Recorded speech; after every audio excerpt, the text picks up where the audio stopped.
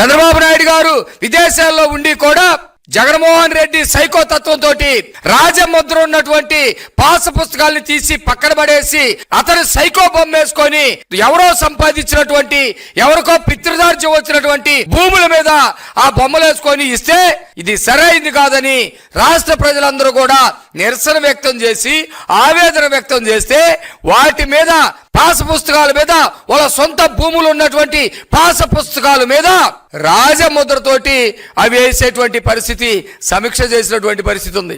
రాష్ట్రంలో రైతులందరూ భూములు ఉన్నటువంటి వాళ్ళు ఇళ్ల స్థలాలు కానీ లేకపోతే వ్యవసాయానికి సంబంధించినటువంటి భూములు ఉన్నటువంటి ప్రతి ఒక్కరు కూడా ఈ రోజు సంతోషం వేస్తా ఉంది. నేను సంపాదించినటువంటి భూమికి రాజముద్ర ఉంది, మా తాత సంపాదించి నాకు ఇచ్చినటువంటి భూమికి రాజముద్ర ఉంది, నా తండ్రి ద్వారా వచ్చినటువంటి భూమికి రాజముద్ర ఉంది, నేను కట్టుకున్న ఇంటికి రాజముద్ర ఉందని చెప్పేసి సంతోషంగా ఫీల్ అవుతా ఉన్నారు.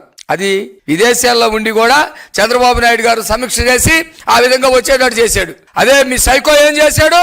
ఏళ్ళ తాత ముత్తాత తండ్రి సంపాదించినటువంటి వాటికి సైకో బొమ్మ వేసుకొని ఇచ్చారు. రైతులందరూ కూడా ఒక్క దెబ్బ కొడితే 11 సీట్లు పడిపోయి కింద కూర్చున్నటువంటి పరిస్థితి మనం చూస్తా ఉన్నాం. వీళ్ళు మాట్లాడుతూ ఉన్నారు.